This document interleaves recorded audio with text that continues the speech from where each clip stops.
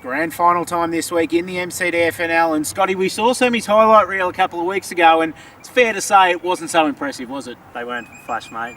We'll have a look at them right now, I reckon. Yeah, here's Sammy up on the screen at the moment, just jumping up and down like a goose and trying to get a kick and couldn't do so. And look, really, they're disappointing. We thought we could do better, mate, so we've decided to get out on the park and recreate some of the highlights from grand finals yesteryear. That's it, mate. Let's have a look at them. 'Cause there's one day in September we want to remember. There isn't any doubting we'll be in there shouting. Football's such a part of this whole town, and we know that you won't let us down. It's Navarre v Lexton Senior Football A-Grade Netball. Welcome to the MCDFNL Grand Final Footy Show.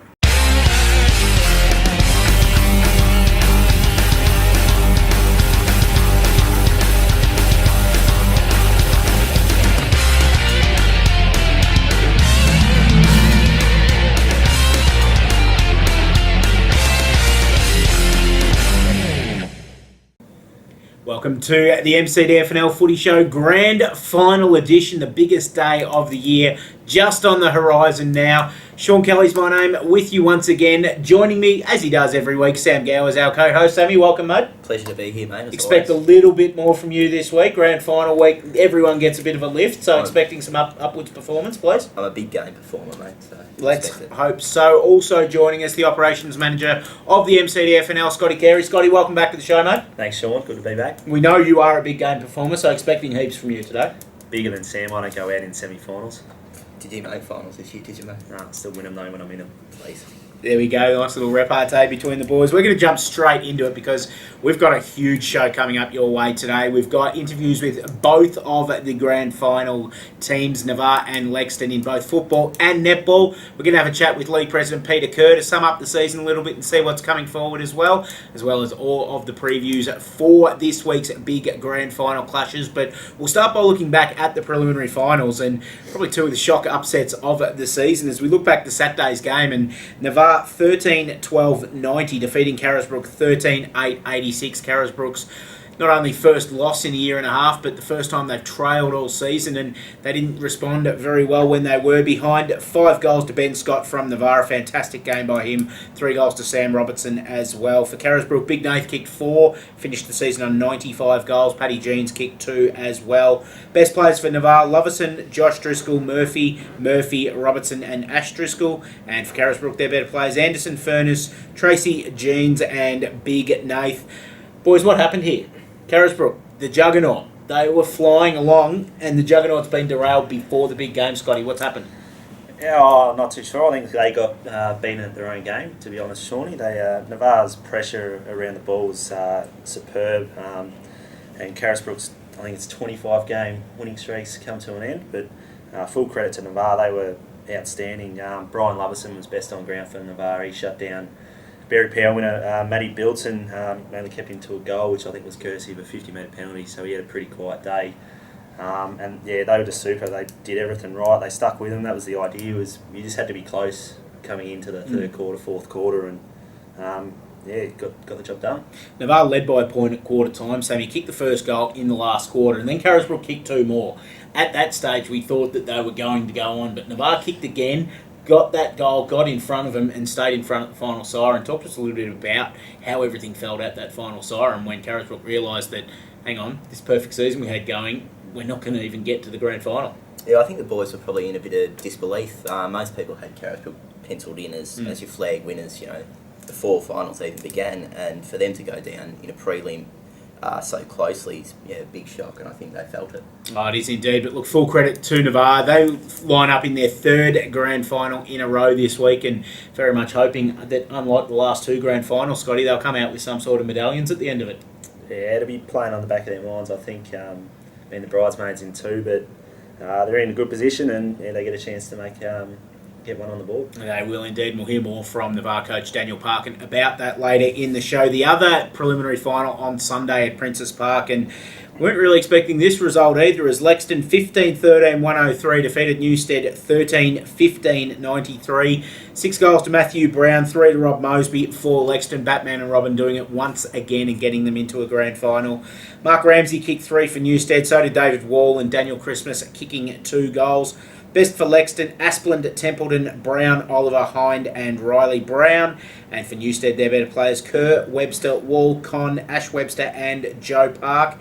Another very much unexpected result, boys, and this was one where Newstead led at every change and Lexington's pipped them in the last quarter. What a difference it's made, Sammy, in the last 2 weeks, having Jimmy Templeton and David Aspland back into that Lexington side. Yeah, well, you see the results of that when Matt Brown's kicking 6, taking chest marks out in front all day and going back and kicking them, and if he's not, Rob Moseby is. I think, a little bit less of a shock that Lexington won than Navarre knocking off Carisbrook, but full credit to Lexington, they set the tone pretty early. They were pretty physical and got the job done in the end. 22-goal loss in the first week of the final, Scotty, and they found themselves into a grand final. I know we spoke to a few of the boys yesterday, which we'll see later on, Paul Phillips and Matty Brown, and even they kind of can't believe that they're in a grand final this week. No, I don't think anyone would have tipped that, Shawnee. It's a massive turnaround, and like we said, probably coming off their the loss of 130 points to Carisbrook, they just need to get a bit of momentum and confidence back up, and that can go a long way, and it has worked, and they're through to a grand final. They were superb all day, Shawnee. It was a good game. It was Newstead got on top probably early in the second quarter and got out to, I think it was about 26 points was the highest margin, and this was Lexington kicking into the win, and they've managed to put, I think, 4 or 5 goals themselves into the win that quarter and kept in touch at half time. And from that point onwards, it was probably back and forth. Like you said, they didn't really hit the front until halfway through the last quarter. And I think one player that got that going last quarter was Jordan Phelan. His run off the half-back line was outstanding and really turned the game for him. So, yeah, great win. Full credit to Lexington again. Newstead very heavily backed going into this game, but Lexington getting the chocolates. Let's have a look at the netball preliminary finals, boys. The one on Saturday went very much to plan. Navarre 64, defeating Newstead 40. Jess Parry, Sophie Matthews and Taylor Mason, the best players for Navarre. For Newstead, Kelsey Lacey, Jess Geneva and Alex Dempster, they're better players. And look, we expected this. Navarre's been the best side all throughout the season in the A-grade netball. Sammy, they as well are in their 3rd grand final in a row, and they as well looking for a bit of redemption after coming up short in the last 2. Yeah, they certainly will be. They've set the standard all year. As you said, I think they've only lost 1 game for the year.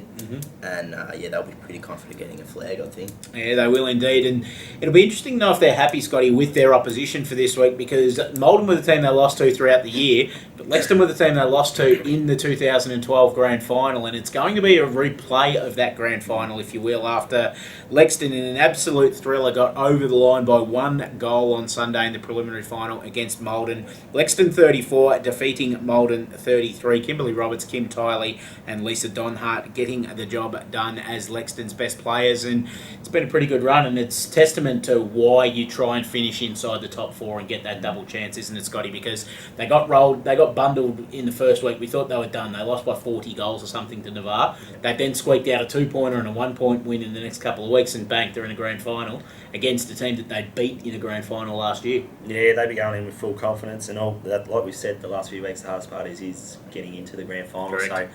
So they've done that. They're in there. It's going to have to play on Navarre's mind playing against them. I'd say if there was one side out of that top 8 that they choose not to play in a grand final, would be Lexington. Yeah. So, look, a 24-goal win though in a prelim final means you're playing good netball. It does. You still have confidence, and I think they should be right to knock off Lexington. And again, we'll hear from Lexington coach Jess Parry and Navarre coach Jess Parry. She's just changed teams and everybody's just absolutely had a heart attack. And of course, Lexington captain Julia Coates later on in the show. But time to have a chat to our league president, Scotty, Peter Kerr. We caught up with him last night to kind of review the season a little bit, both on and off the field, and see what's coming ahead in the MCDFNL over the off-season. So we'll have a chat to MCDFNL president Peter Kerr. Welcome back to the MCDFNL Footy Show. We're here today with MCDFNL League President Peter Kerr. Kerry, welcome to the Footy Show, mate. Thanks, Sean. League President, first time we've had you on for the year. It's very much saving the best till last. Well, you could say that, yeah, but been other things happening. Yeah, it definitely has, mate. It's been a busy year, but it's been a fun year as well. Yeah, look, we've had a great year. The year's been really good. When you go back to the start of the year with Kuta playing in the season opener, under lights at Carisbrook, and that was the start of the Carisbrook unbeaten run, which ended on preliminary final day, unfortunately for them. But lots of things have happened in between, so it's been great. Oh, it certainly has. And one of the main things this year was our interleague campaign up at Tatura, which you're a big part of, and it was a fantastic day up there with a couple of really big wins. It was great to see for Wayne Driscoll and his coaching panel in the football to get one on the board after the last couple of years. So, and the players worked really hard. We had a really good buy-in by the players this year, and the netballers again got up about the fourth time in a row, and our under-18 football side just failed to get over the top of the Ballarat guys. So, look, all up, that was really good for the league. And the spin-off from that too, of course, with the junior interleague over in Ballarat, with the netball and footy. And that was a good day over at the Eastern Oval. And then, of course, we had some guys going up to Cairns as part of the Riddle and Ballarat league sides that went up there. So, from a representative point of view, we've been really good, along with the regional state league, which ran over the summer for the netballers and as well. we'll be running again during the coming summer as well, And which is fantastic. Yeah, and they had great results in that as well. So representative footy and netball's been really good for the league this year. We've had some great results. What's been some of your highlights over the past season, mate? Look, there's been some great things, and I think when you look over the season, there's been some great highlights for clubs with Campbell's Creek's 150th, which is always a big thing for a club to reach that level, and they had a great day. Yeah, they did. And it was a good game of footy, and they had a good night that night. Trentham's 25th year in the league since they've come in, and they may not have had the results that they wanted to on the field, but off field they've gone really well. And I think probably the other highlight has been the re-emergence of Royal Park. And I think everybody around the league knows the trials and tribulations that Park's had over the last few years, and they've now finally got themselves set up fairly well off the field. And there's been a really good body of work that's been done there by some people, and there's been some good results come on the field as well. So and to see a lot of players return to the league. We've had players that over the time have left the league and have come back, and when we speak to those players about where they've gone to and why they've come back, they always speak about it's coming home, and they feel really comfortable in the league, and that's great. We've also seen the introduction of the under-12s this year in the football with the Midland Junior League demise last year, and Scott and Brandon Weatherston and Kyla Richardson did a huge amount of work along with the junior delegates and the clubs to get that up and running, and it's been really successful. So that's been great, and also the expansion out this year at junior level with under 15s and under 17s, seeing more sides there. So really good things happening around the league. There is indeed, and of course grand final week this week, the biggest week of the year. We've got 12 of our 14 sides playing on grand final day, so hopefully it should be a pretty good day. Yeah, look, it should be a great day, and it always is a good day. Hopefully we get the weather, and I think it's an interesting day. I don't think anybody would have picked these two sides to be sitting there, right. And your two offsiders. I haven't heard them when they're doing their picks mention a Lexington Navarre grand final. The bookies would have carried home bags full of cash on the weekend, don't worry about that. Yeah. So, look, I think it'll be a great game of footy, and the netball again are two really evenly matched sides. And as you go down through the grades, I think what we'll see is some great grand finals, even right down to the junior level. And we've got great representation. There's only two clubs out of the 14 that actually aren't represented on grand final day. So it should be a great day. What are your tips for the big ones, mate? Firstly, the footy, Navarre versus Lexington. Yeah, keeping in mind that I don't think anybody's got more than one tip right for the whole final series. I think I'm running at zip at the moment for the final series. So look, I think everything being even, I think probably Navarre by probably a goal or so about, and I think Lexington in the A grade netball probably by about 3 or 4 goals. But again, it could go either way. My tip has been atrocious all year, so I'm no guarantee of getting them right. Well, mate, it's been a fantastic season. What's the off-season hold for you? Off-season as normal will be pretty busy. The league executive does a lot of work in setting up for next year, and we'll start doing draws and looking at how we're going to structure up next year. And again, we've got the facility of the lights at Carisbrook, and Trentham's just got their lights up and running. So awesome. Yeah, so So we've now got 2 grounds within the league that we can run night games at, so we look at how we structure that up. Yep. When our season starts, I know we'll start probably a little bit before Easter, so how we sort of get around that. Opportunities for clubs to play over that Easter break if they want to.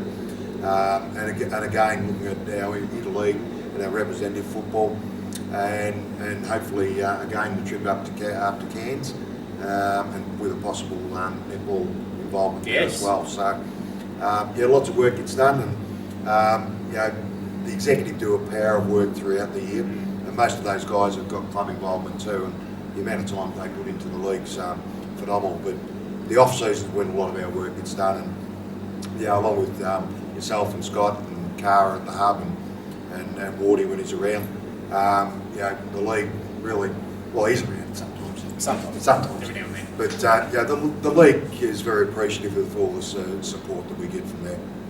I think Scotty wants a bit more of a shout out. He has done a fantastic piece of work this year, though.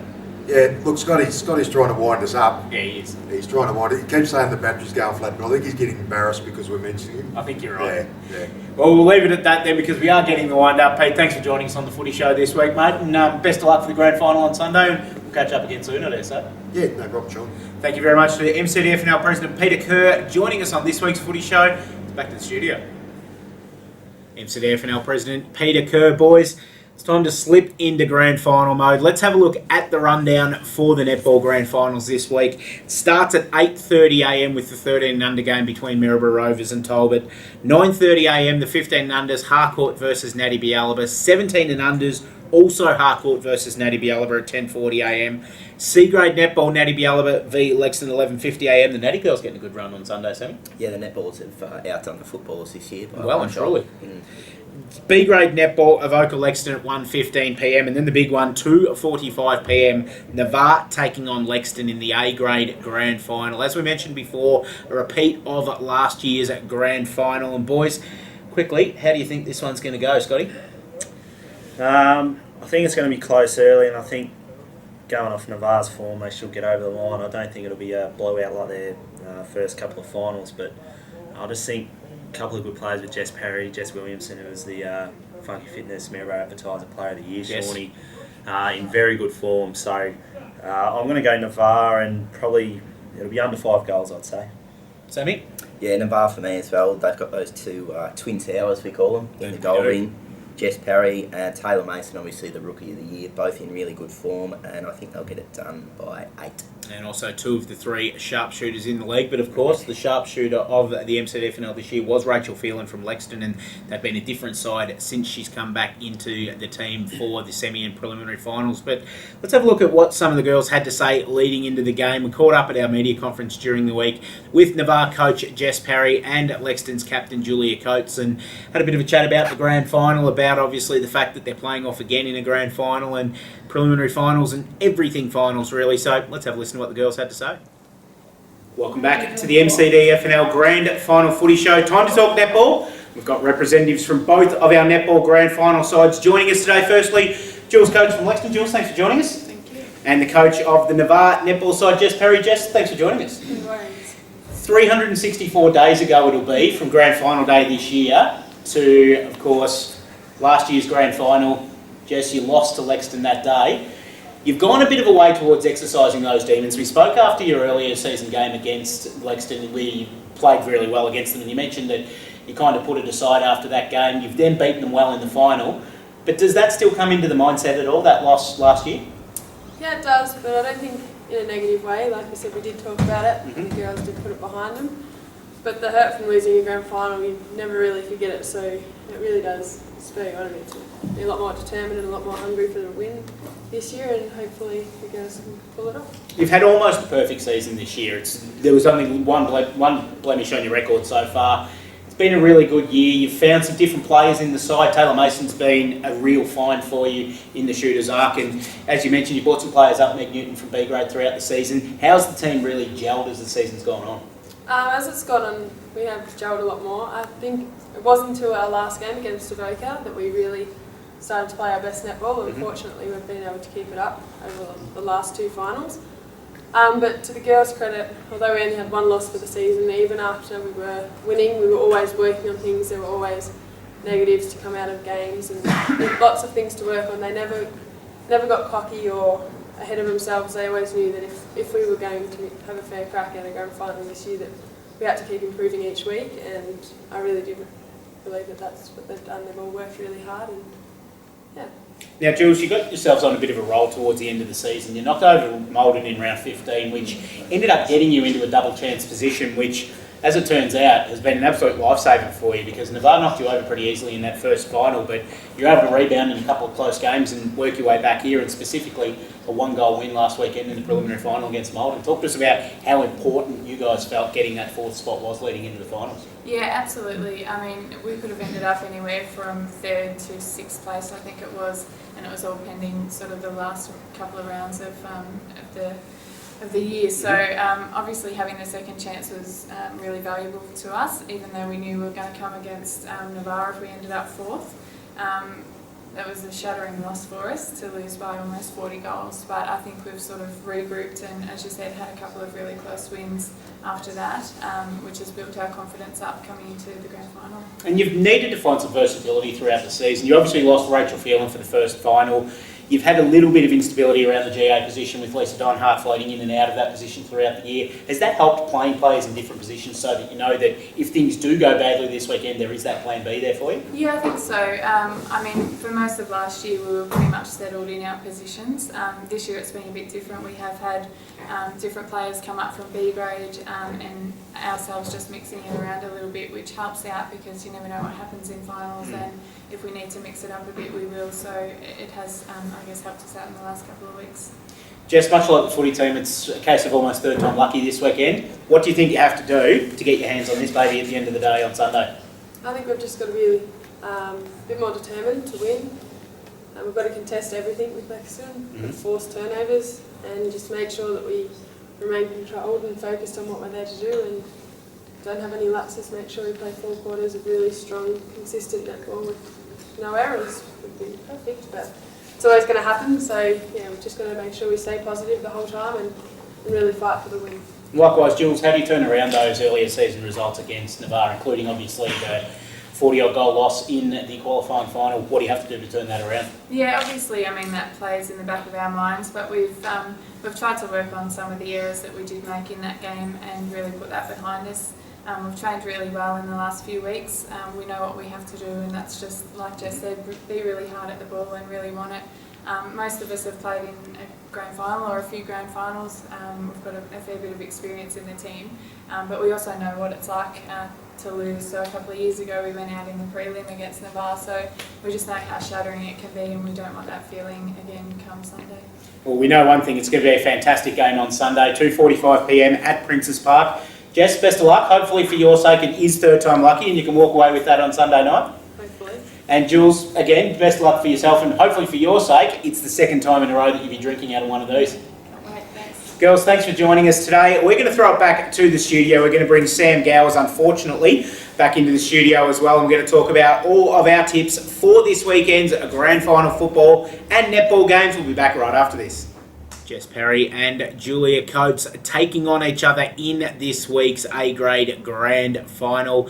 Boys, time to talk footy. Under 12s, Campbell's Creek v Avoca at 8:10 in the morning. Fantastic to see the under 12s running around that early in the morning, Scotty, and Campbell's Creek will start. This is pretty firm favourites.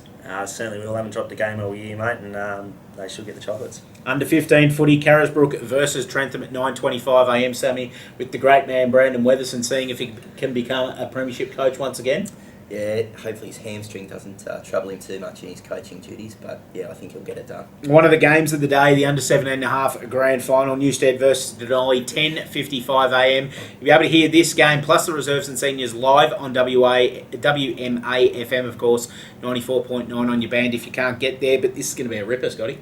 Absolutely, it's probably almost could be up there as game of the day. I don't want to take anything away from the senior grand final, but the 17s games this year have been fantastic.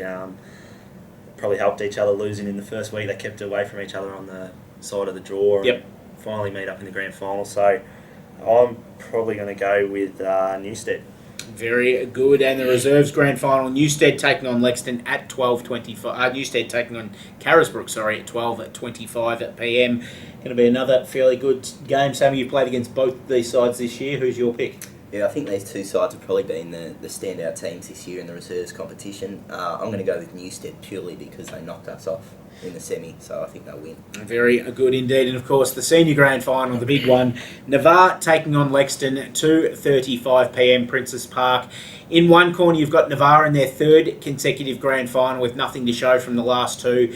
In the other corner, you've got Lexington in their first ever MCDFNL senior grand final. Before we do our previews, boys, we're going to catch up with the coach of Navarre, Daniel Parkin, and the captain of Lexington, Matthew Brown. Just get a few of their thoughts going into this weekend's grand final. Welcome back to the MCDFNL grand final footy show here with Navarre coach Daniel Parkin, Lexington captain Matthew Brown, two of the blokes that we think two of the blokes that will be taking to the big stage this week. Boys, thanks for joining us on the footy show this week. No worries, thank you. Start with you, Dan. You beat the unbeatable on the weekend in the preliminary final. You knocked off Carisbrook. Talk to us about the final siren, realising you've done what no one else had before as your phone rings. Good idea, mate. No, to beat Carisbrook, obviously, yeah, like we knew they were beatable, but we just had to turn up and play them on the day.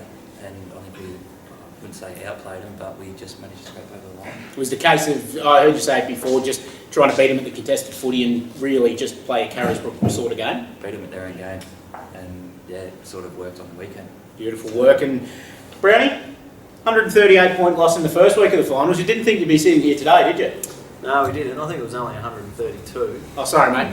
Cost us a goal. Cost us a goal there out of 21 or something like that. Yeah, but no, you're spot on. We obviously weren't expecting it. We were hopeful and we were confident of bouncing back against Malden in week 2 of the finals. And I think out of that we got a fair bit of confidence. We played some pretty good footy, especially in the second half. And rolled that into Newstead, although we were behind early, we knew that we could come back and take it to them, and it was good. You lost Jimmy Templeton and Damon Aspelin for the first final. They came back in for the Malden game. How much of a confidence boost was that? Yeah, obviously those two blokes are two of our best players and probably our two prime movers as far as leg speed. So yeah, obviously to get those two boys back for the Malden game gave the group as a whole a bit of a boost, and yeah, it sort of just added to the running game that we needed to build on. Looking forward to this week now, and you know what I'm going to ask you, don't you, mate? Are you going to play? No. We'll get through tomorrow night and then we'll assess it from there. What do you think your chances are? You and, of course, your captain, Louis Hannett, both on the sidelines through injury.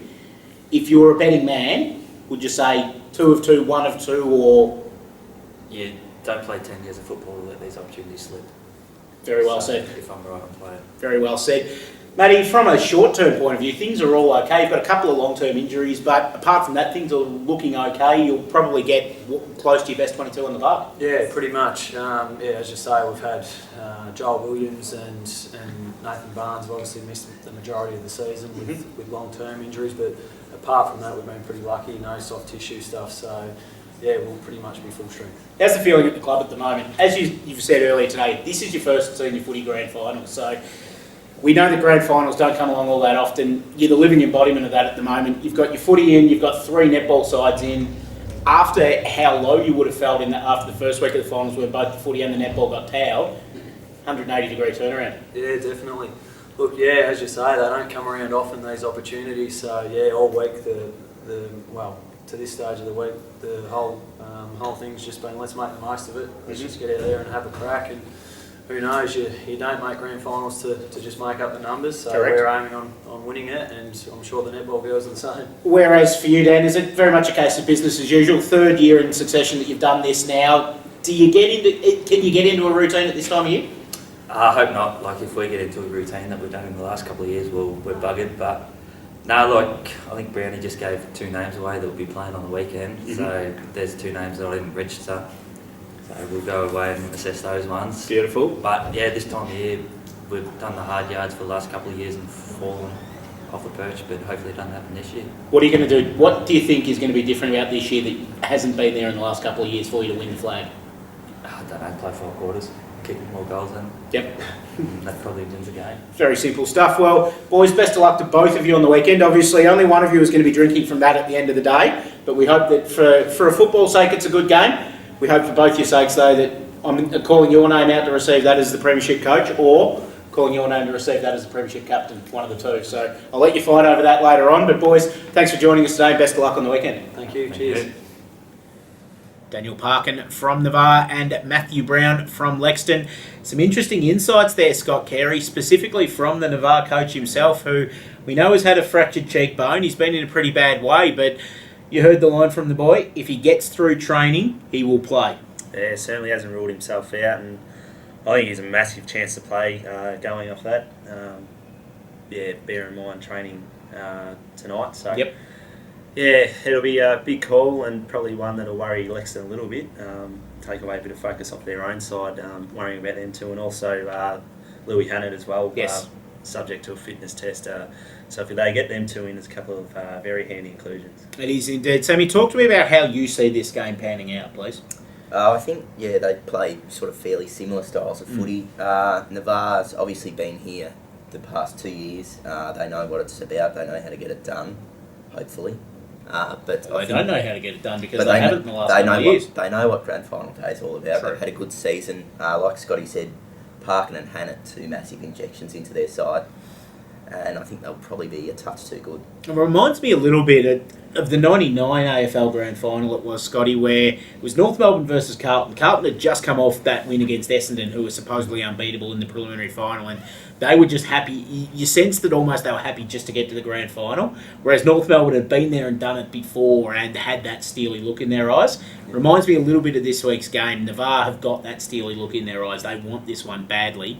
You wonder, Lexington, they're going to, obviously they know that they're in it, and once you get in the grand final, of course, you're playing to win it, but you wonder if they've kind of already played their grand final in many ways. Yeah, you could say that. Look, Paul Phillips said that in his interview, that they probably thought, just making finals at the start of the year was a goal, and then, it goes to next week and next week. So they've exceeded their expectations for 2013. They're not going to go in lightly to a grand final, obviously. Definitely not. And no one ever does that. But yeah, that steely look for Navarre after no one likes losing a grand final, but to lose 2 in a row, you wouldn't want to make it 3. And I think, as we heard from Daniel Parker, nobody in MCDFNL history has lost 3 in a row, and they don't want to be the first. That's right. Boys, very quickly, your tips for the game, and also throw a BOG who you think will be best on ground at us, please, starting with you, Scott Carey. Yeah, I think it's going to be a fantastic game, and I think whoever gets their game plan going, if Navarre shut down Lexington, they win. If Lexington get their run going, they win. But saying that, I'm going to go Navarre by 17 points. Yep. And I'm going to go Sam Robertson for the best on ground. Very good. Sam Gowers? Navarre by 23 for me, Shawnee, and Ash Driscoll for BOG. Yep, I'm going Navarre by 22 points to win this one. I reckon Ben Scott will be the best on ground, just as that X factor in the game. Boys, that's the Grand Final Footy Show run and done. I think we might even come back next week, review the Grand Final. We might even sneak out and have some interviews after the game. I might put Sammy in charge of the camera after the Senior Grand Final and see if we can't get some of the colour from the winning sides. And who knows, we might even end up at a Mad Monday or two. So, Scotty, thanks for joining us this week, mate. Big day for you, of course, coming up on Sunday. We'll be there right at the very crack of dawn on Sunday morning. So it's going to be busy, but it's going to be exciting. Certainly is, mate. Gates open at 6:30, so make sure you get down and see a great day of football and netball. And Sammy, you'll be there as well, mate. You'll probably just sit up with the hobnobs and have a bit of lunch first and then just float down and watch the game from the balcony, but we'll see some of your finest after the game, I think. Yeah, just the upper class up there. Very good work indeed. Thank you for joining us as well on the MCDFNL Grand Final Footy Show. We'll come back with one more spin of the wheel next week. Until then, enjoy the 2013 Grand Final. We'll see you next week.